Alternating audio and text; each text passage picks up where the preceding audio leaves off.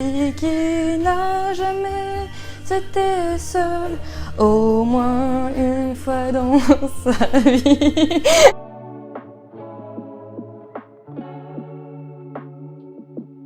Salut, moi c'est Éléonore, je suis psychologue et docteur en psychologie et aujourd'hui je vais répondre à vos questions sur la solitude. Est-ce que c'est normal de se sentir seul ? Alors la solitude, comme beaucoup de choses dans le psychisme humain, ça peut aller du normal au pathologique. En fait, c'est tout à fait normal de se sentir seul à un moment dans sa vie, même à plusieurs moments. Par exemple, quand on rentre dans une nouvelle filière, quand on change de fac, quand on change de classe, quand on n'est pas entouré de ses amis et de ses proches, c'est normal de se sentir isolé. Et puis la solitude, ça peut être aussi un sentiment qui n'est pas très désagréable, dans le sens où on peut aimer être seul, on peut aimer prendre du temps pour soi, écouter de la musique qu'on aime seul, regarder un film qu'on écoute seul. Il y a des personnes qui aiment voyager seul aussi. Voilà, la solitude, c'est pas forcément pathologique, en fait ça devient plus difficile quand c'est source d'une grosse souffrance. Quelles idées reçues il faut lâcher quand on fait face à la solitude ? Alors il y a plusieurs idées reçues sur la solitude dans notre société. Par exemple, comme idée reçue, on a le fait que quand on est fort, on doit s'en sortir seul. Aller demander de l'aide à l'autre, c'est de la faiblesse. Voilà, être quelqu'un de fort, c'est quelqu'un qui n'a pas besoin des autres. Ce qui est totalement faux en fait. Demander de l'aide, ça nécessite beaucoup de force. Aller voir un professionnel de santé et un professionnel de santé mentale, c'est aussi une grande force. Souvent, c'est quelque chose qu'on renvoie aux patients. Hein.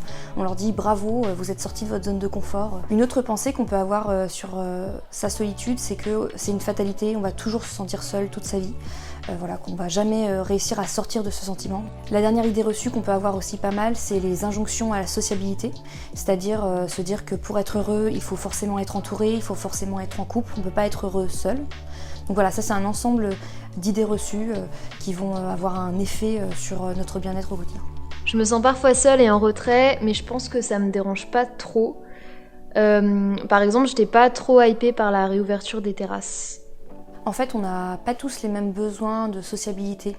Il y a des personnes qui vont avoir besoin de vraiment être tout le temps entourées, voir tout le temps leurs potes.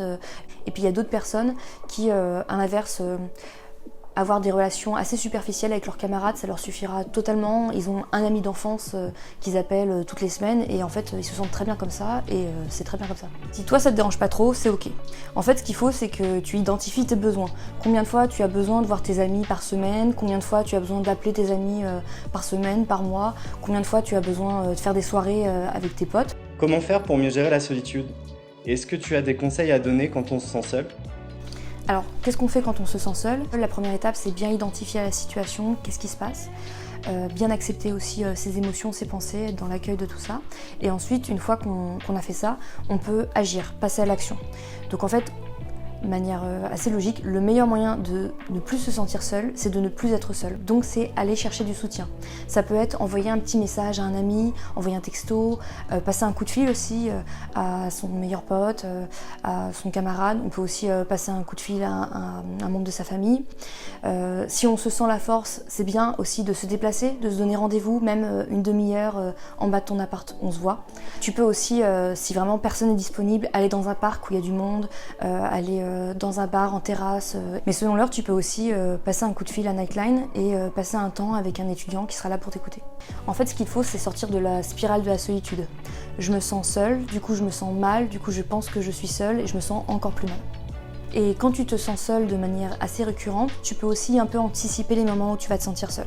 Par exemple, si les dimanches après-midi c'est horrible pour toi, ou les vendredis soirs après ta semaine à la fac, c'est là où tu te sens plus seule, bah du coup tu peux prévoir une activité où tu vas voir du monde, je sais pas, aller faire de la Zumba avec des gens sympas, ou alors tu peux aussi prévoir de toujours voir un ami les vendredis soirs ou les dimanches après-midi. Donc pour finir cette IGTV, si jamais tu as envie de voir un film sur la solitude, moi je te recommande un film que j'aime beaucoup qui s'appelle Lost in Translation et qui montre bien comment on peut se sentir très seul alors qu'on est entouré de plein de monde. Merci beaucoup pour vos questions et si jamais tu te sens seul, surtout n'hésite pas à en parler. Je m'enlève ma veste.